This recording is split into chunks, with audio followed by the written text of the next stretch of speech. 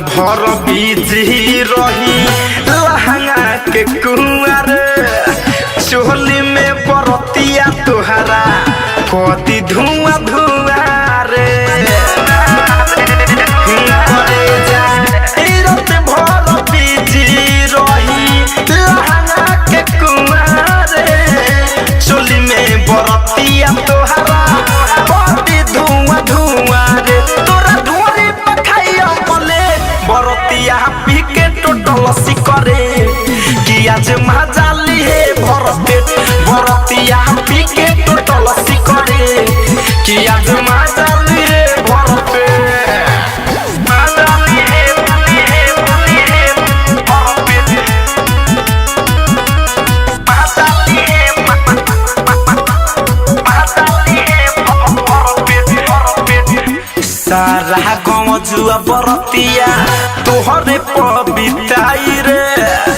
सूरज धरे कंधनंजय सबके हुआई रे सबके हुआई सारा गाँव जुआ बरतिया तोहरे पबिताई रे सूरज धरे कंधनंजय सबके हुआई रे मनी शंकर करिया मामला से बरतिया पी के टोटल सिकरे